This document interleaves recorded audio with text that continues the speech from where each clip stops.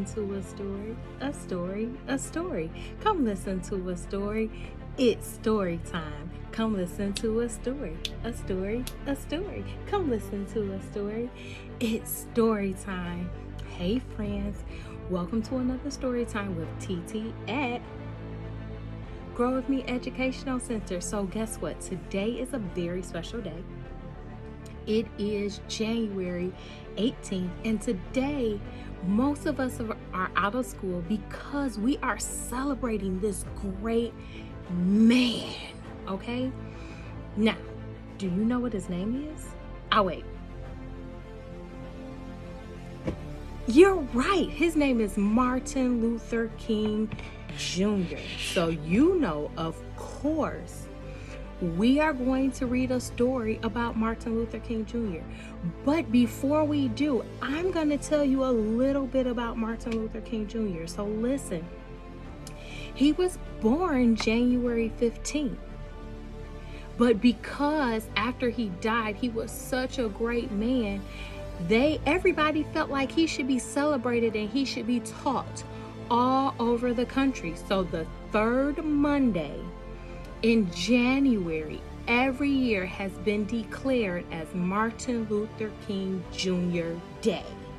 Okay, so we take this time, most times we go to museums and their parades and things of that nature, but because we're in the middle of COVID, you probably are just going to have to watch some videos or watch some movies. So I'm going to share this great story with you, and yeah, I think that you're going to really enjoy it. You know what? He was a preacher and a speaker. Did you know that? And one of his most famous speeches was, "I have a dream." I'm sure you've heard it. I have a dream that one day. Ring any bells? Yes, that is him. He is the man that fought for our equality without fighting at all. He didn't use his fist. He used his words, and he used the love that he had in his heart. He believed that everybody should be treated equally, no matter what color their skin was. So I want you to join me in reading our story, I Am Martin Luther King Jr. And this one is by Brad Meltzer. I think you're going to enjoy it.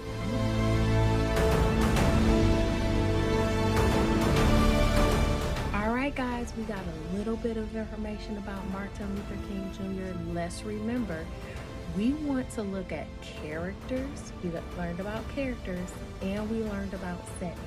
So while we're reading our story, let's pay attention to the characters and the setting.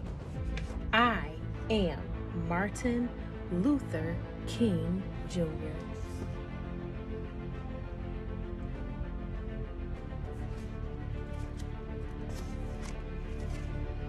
When I was little, I used to get into a lot of accidents. Like one day, my brother hit me in the head with a baseball bat. 2 other times, I mistakenly got knocked over by a car. Another day, I tumbled over our banister and bounced through the open door into the basement. Wow, what an amazing fall. Are you okay? I'm okay. No matter how many times I fell, I kept getting back up.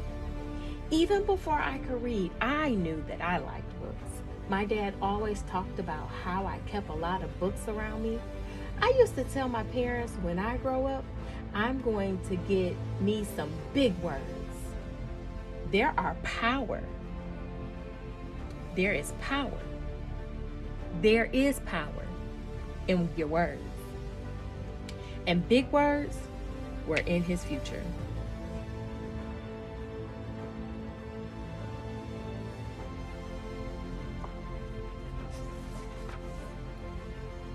When I was 6 years old, one of my best friends was a boy whose father owned a store across the street. Tag, you're it. No, you're it. No, you're it. No, you're it. My friend was white and I was black. It didn't matter to us. We would play games and have fun together. But when we started going to school, everything changed. He went to a school where all the kids were white. I went to one where everyone was black. Soon after, he told me, I can't play with you anymore. Why not? My dad says so. He doesn't want us being friends. But why? You're my best friend, aren't you? Aren't you? I didn't understand. It didn't make sense. You see him playing with his friend? And now his friend's walking away. At dinner, my parents explained, it's because you're black and he's white. I was so mad that day. I was so mad. How could someone treat me differently because of the color of my skin? My parents told me to do the opposite, that I should love my friend even though he hurt me.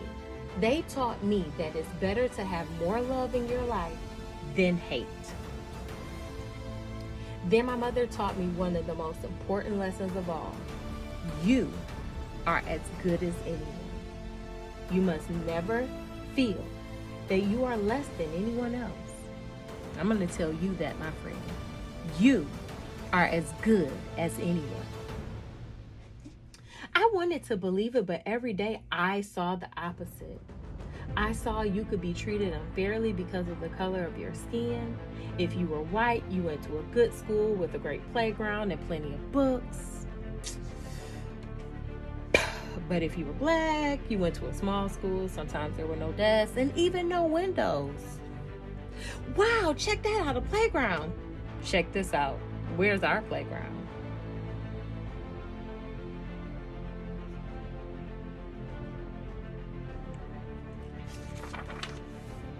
It wasn't just the schools. Black people had to use different water fountains, elevators, and even bathrooms. In fact, on one hot day when everyone wanted ice cream, if you were white, you could sit at the counter and eat your ice cream out of a nice dish.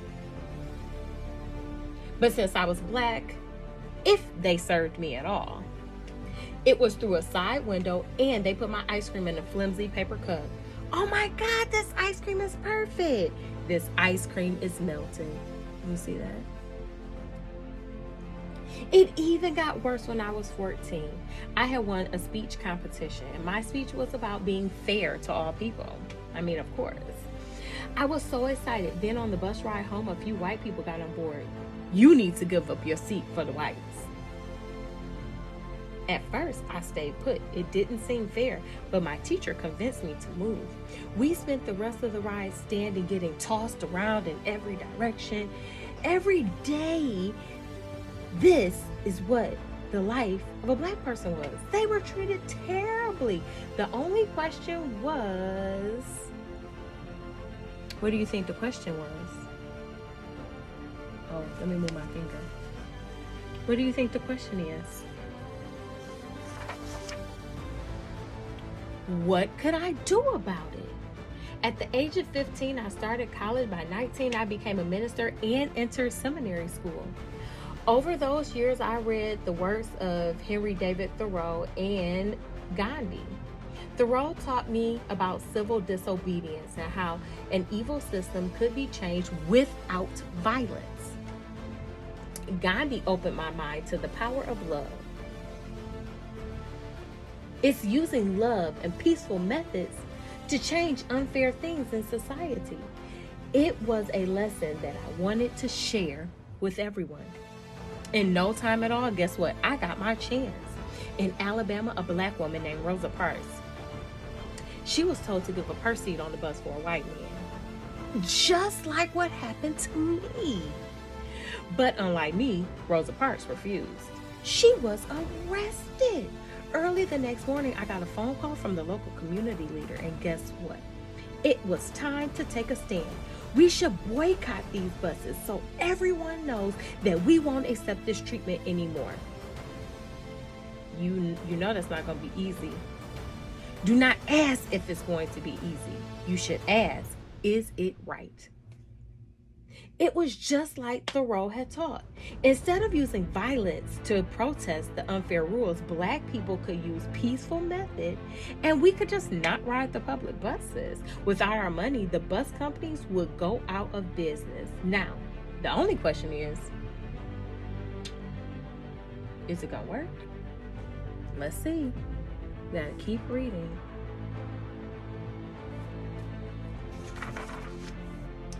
On the first day of the protest, my wife called me to the window. Look, all the buses are empty. It's working. We had to keep going. As the head of the bus boycott, I gave one of my most important speeches of my life. The most important. The room was packed. Camera crews were filming.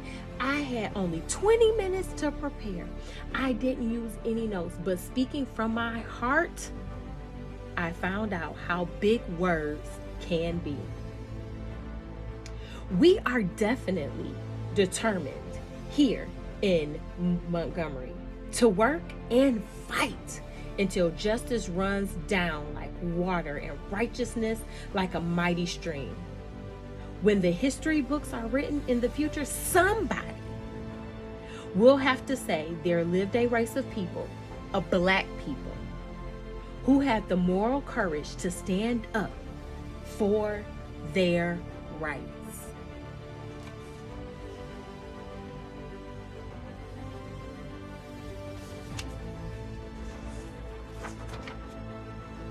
The police put me in jail. Oh, did I miss a page? Nope. The police put me in jail saying that I was breaking the law. Other folks bombed my house, but instead of using my fist, I kept my calm. Don't you want to fight back? I am a man of nonviolence, and I know that I do not stand alone. We are with you all the way, Reverend. If no one rides these buses, we'll go out of business. You are finally getting that, huh? For more than a full year, every Black person in the city, and some white people too, refused to ride the buses. That meant some people had to walk for miles, but guess what? They kept going. There was a power in standing together. Eventually, our peaceful protests worked. The rules were changed. Public buses could no longer separate people based on the color of their skin. This was only the beginning. Soon after, our peaceful protests sparked other peaceful protests. At lunch counters, college students organized sit-ins where they would not stop until everyone could eat together. Our methods of nonviolence were so powerful. I was invited to meet with the president in the White House. But sometimes the hardest problems were right here at home. Daddy, look, it's an amusement park. Can we go? I'm sorry, we can't. Funtown is not open to Black people. Seeing my daughter cry was one of the most painful moments in my life. It only made me work harder to change. So this is him at the bus boycott. This is him.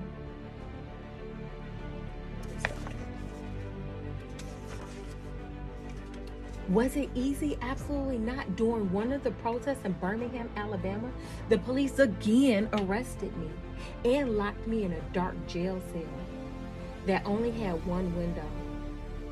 Someone slipped me a newspaper in which white religious leaders had written an article calling us lawbreakers. Someone then snuck me a pen. In that jail cell, I wrote my own response in the margins of the newspaper and even on toilet paper.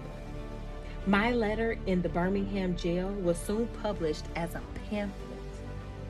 Then it was in magazines and newspapers. Today, it has been read by millions of people. Like I said, it is amazing how big words can be. He wrote on here, injustice anywhere is a threat to injustice everywhere. to justice everywhere. I'm sorry. Our message was so important, even kids your age joined us. In Birmingham, during the Children's Crusade, more than 1,000 kids, some as young as 6 years old, showed up to march. What do you want? Feed them. You see her? The first day, the police arrested 900 of them. The next day, 2,500 children showed up, all ready to go to jail.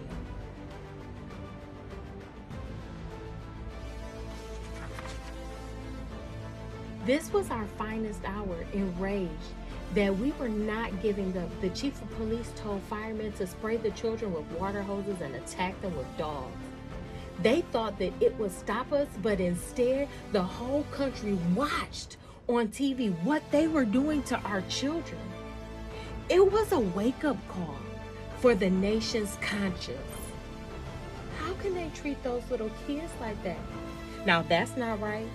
We need to help them. 90 days later, the rules began to change. Now blacks and whites in Birmingham were using the same lunch counters, the same water fountains, and restrooms. You could feel it in the air.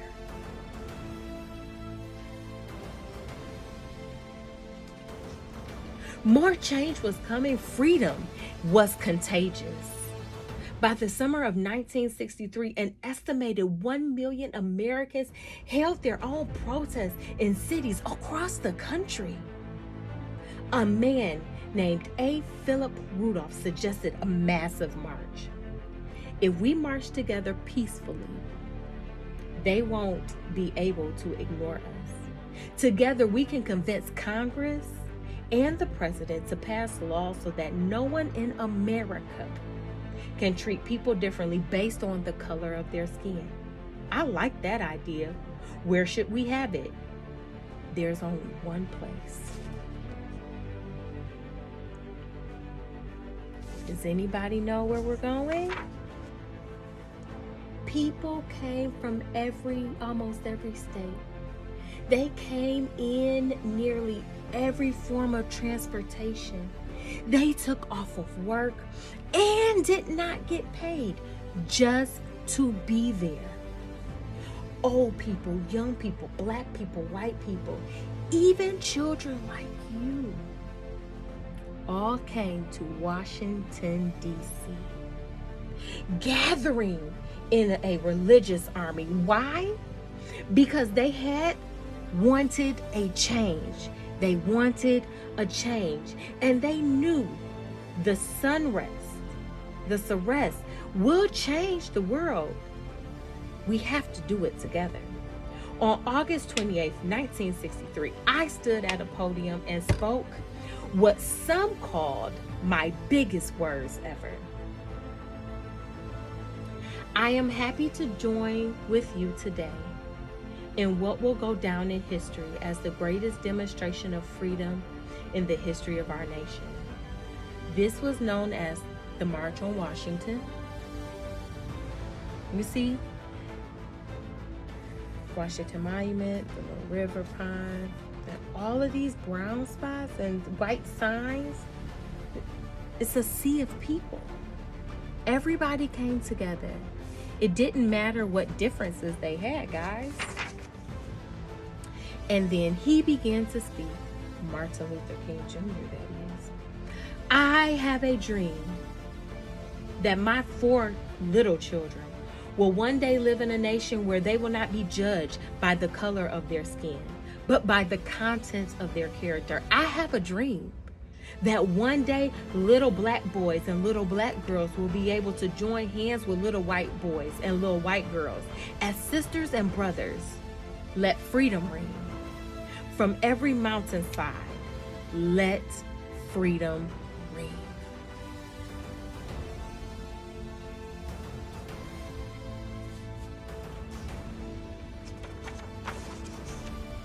After the March on Washington, the President and Congress passed new laws for civil rights. But that didn't mean our work was done. Indeed, our greatest battle was still to come.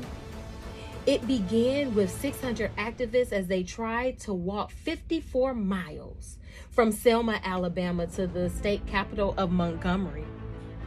Back then, there were rules that stopped Black people from voting. If you want to change the laws, you have to be able to vote for new people to make the laws. We were marching to tell the governor we want voting rights. This brutality must end. No matter what, don't let them pass. The police had billy clubs and tear gas. They attacked our group. They knocked over many people. They knocked them down. But as I learned so long ago, you have to get back up. No matter how hard they hit us, we remained peaceful. Still, we didn't get through. 2 days later, we tried again. This time, it was 2,500 of us. Once again, we tried. Once again, we did not get through. But did we get up? Did we give up? Did we give up?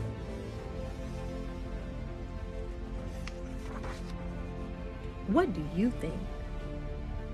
It was Sunday, March 21st, 1965. This was our third try. Now we had 8,000 people with us. We are on the move. We shall overcome. Check out this crowd. Black, white, Christian, Jewish, all standing together. 2 days we marched. Rain could not stop us. The world was watching. The White House was too. President Johnson even sent troops to protect us.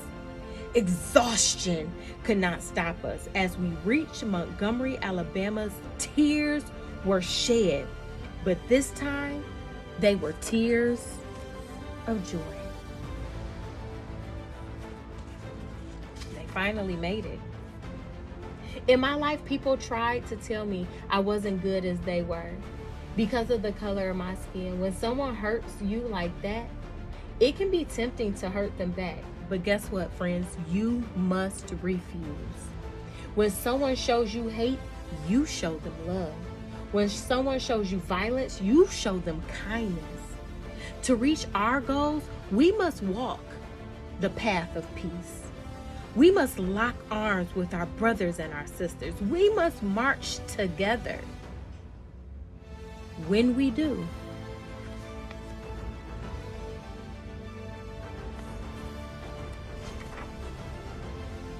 our voices will be heard and freedom will ring. Remember Funtown Amusement Park? Its doors eventually opened to Black people, and Dr. King got to take his daughter. Did you know that he was the youngest person to win the Nobel Peace Prize? He was just 35 years old. He donated the prize money to the civil rights movement. He said that the prize was the work of many other unsung heroes. He fought against poverty too. There's even a national holiday for him, the third Monday of every January. Only Washington and Lincoln get a day like that, and they share theirs. It's a day that we remember how far that we have come and how much work there is for us to do.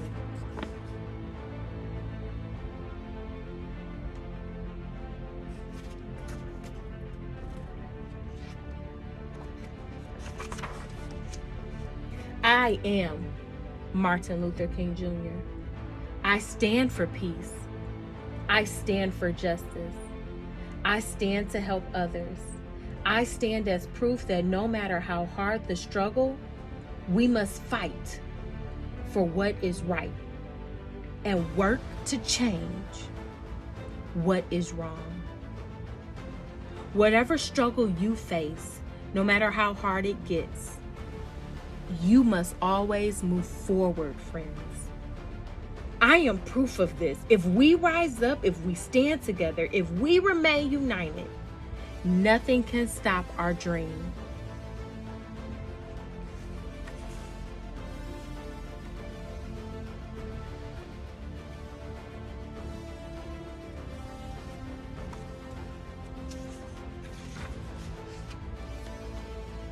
The time is always right to do right. Martin Luther King Jr.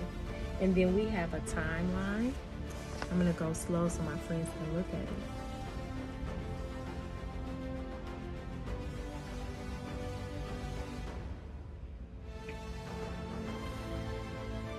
There's a picture with him and his family.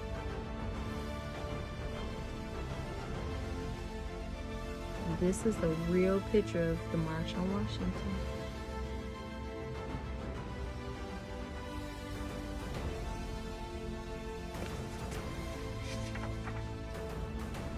The end. I am Martin Luther King Jr. Friends, I know that this was kind of a lengthy book, but it was very necessary. We're living in a world now where we see civil unrest. And I want you to know that if we work together, we can achieve any dream that we have. You don't fight violence with hate. You fight it with love and peace. Be safe. Continue to learn about Dr. King today. Have a good day.